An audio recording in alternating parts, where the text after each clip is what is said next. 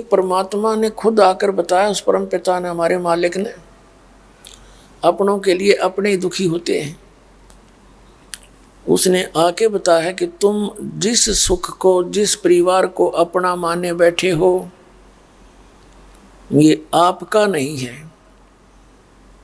यह भूल उस दिन मिटेगी जिस दिन आपकी मृत्यु हो जाएगी, फिर देर बहुत हो चुकी होगी। ये परिवार आपका एक संस्कार से जुड़ा हुआ है, लेकिन इस संस्कार को भी आपने पूरा करना है। इस संस्कार के लिए भी जब हम स्वयं फेल हो जाते हैं, थक जाते हैं, परमात्मा से ही अर्ज करते हैं, तो परमात्मा हो ही गया हमारे साथ। अब ये संस्कार जो आपके हैं, ये भी बहुत आसानी से सुलझ जाएंगे। परिवार जिसको आप अपना मानते हो, ये परमात्मा के बच्चे हैं, आप इनके नौकर हो। और जिस दिन आप यो ज्ञान समझ में आ जाएगा, उस दिन ना तो ये बच्चे बुरे लगे और ना ये अपने दिखाई दे। एक समय ये दास सर्विस करता था, उस समय हमारा जो ऑफिस था वो मेन रोड पर था, मतलब कॉलोनी की गली में। और उस ऑफिस से दूसरा तीसरा मकान था एक बहुत बड़े इंडस्ट्रियल का, यानी एक फैक्ट्री के मालिक का। उसकी एक छोटी सी लड़की थी, 8-9 वर्ष की होगी वो।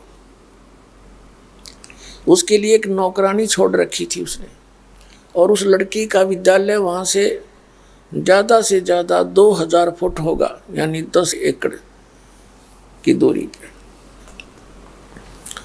तो उस लड़की के लिए उसने कोई साधन नहीं लगा रखा था, थोड़ी सी दूर जाना था। यही सोच करके भी लड़की पैदल जाएगी, अच्छा शरीर भी ठीक रहेगा। और नौकरानी उसको छोड़ने जाती थी और लेने जाती थी। तो दिन के समय सूर्य, यानी गर्मियों का सीजन था, जून का महीना, जैसे भी गर्मी का मौसम था।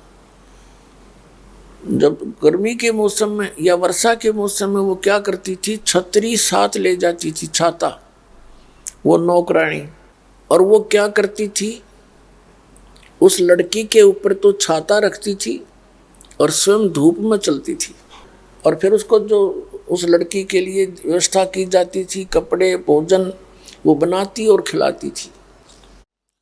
उसको मालिक की बेटी जानकर उसकी प्रत्येक सुविधा का वह ध्यान रखा करती, कहीं इसको असुविधा होगी तो मालिक जो है वो नाराज ना हो जा और तेरी नौकरी हट जा। और जिस दिन उसकी नौकरी हटाई गई, उसके बाद उसने झांक कर भी ना देखा उस बेटी की ओर, वो लड़की की ओर, क्योंकि उसको पता था मेरी नहीं है।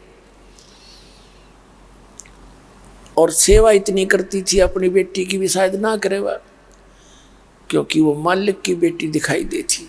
तो पुण्यात्मा में जो भी संस्कार आपके साथ हैं, जिसका जैसा रोल मालिक ने दे रखा है, पिता पुत्र का, माता पिता का, पति पत्नी का, बहन भाई का, उसको ठीक ढंग से निभाते हुए और सबको उस परमात्मा के बच्चे बहन भाई सब उसके जानते हुए, तो आप जी ने ऐसे जीवन जीना पड़ेगा।